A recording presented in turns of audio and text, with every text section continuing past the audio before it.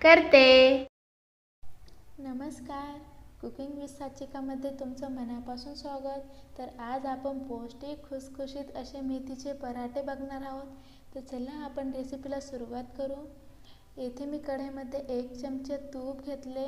तूप गरम झालं की त्यामध्ये आपण जिरे घालून घेऊ. जिरे चांगले फुलून द्यायचे. जिरे फुलले की ह्यामध्ये आपण मेथी घालू. येथे मी मेथी निवडून स्वच्छ धुवून आणि बारीक चिरून घेतलेली आहे. मेथी आपल्याला 2 मिनिट चांगली तुपामध्ये परतून घ्यायची आहे. हे बघा, अशा प्रकारे मी येथे मेथी चांगली परतून घेतलेली आहे. त्यानंतर येथे एका बाउलमध्ये आपण 2 कप गव्हाचं पीठ घेतोय.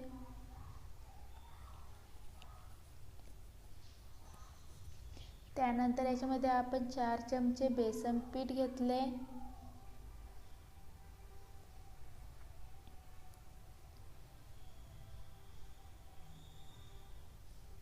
ओवा घालतीये. ओवा असा हाताला चोळून घालायचा. मिरची, आलं, जिरे घालतीये बारीक करून. पाव चमचा हळद, अर्धा चमचा लाल तिखट. तिखट तुमच्या आवडीनुसार कमी जास्त करा. अर्धा चमचा आपण इथे धने पावडर घालतोय. मी इथे 2 चमचे दुधावरची फ्रेश साय घालतीये. मीठ, इथे परतून घेतलेली मेथी घालून घेऊ.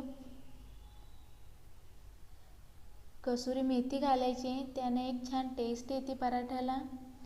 हे आपण पाणी न घालता चांगलं मिक्स करून घ्यायचंय. हे बघा, हे चांगलं मिक्स झालंय. त्यानंतर लागेल तसं पाणी घालून हे पीठ आपण चांगलं मऊसूत असं मळून घेणार आहोत. हे बघा, छान असं पीठ मळून घेतलंय.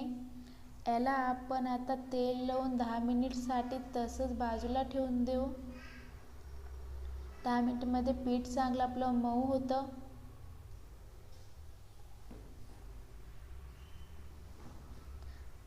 त्यानंतर आपण लगेचच ते पराठे करायला घेणार आहोत.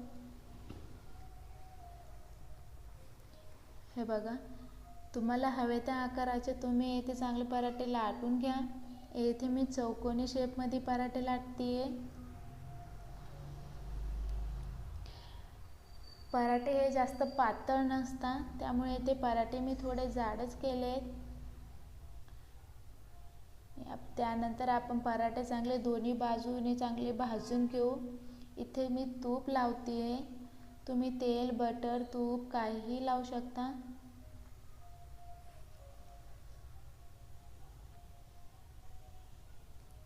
आपल्याला चांगले खरपूस असे पराठे भाजून घ्यायचे. हे बघा, येथे मी पराठा भाजून घेतलेला आहे. तुम्ही बघू शकता पराठा किती खुसखुशीत झालेला आहे आणि कलर पण खूप छान आलेला आहे पराठ्यानं. येथे मी लगेचच दुसरा पराठा लाटतीये. हा पराठा मी त्रिकोणी शेपमध्ये लाटतीये. तुमची जर मुलं मेथीची भाजी खात नसेल तर तुम्ही ही अशा पद्धतीने पराठे नक्की बनवून बघा. खूप छान पौष्टिक आणि खुसखुशीत असतात हे पराठे. तुम्ही मुलांच्या टिफिनलाही देऊ शकता.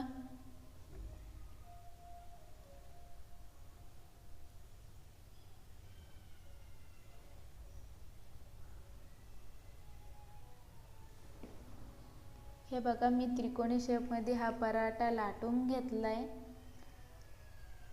तर हे बघा, याला आपण चांगलं भाजून घेऊ. तुम्हाला जर ही रेसिपी आवडली असेल तर प्लीज लाईक, शेअर, सबस्क्राईब नक्की करा.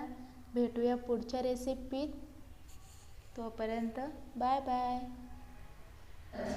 साचिका.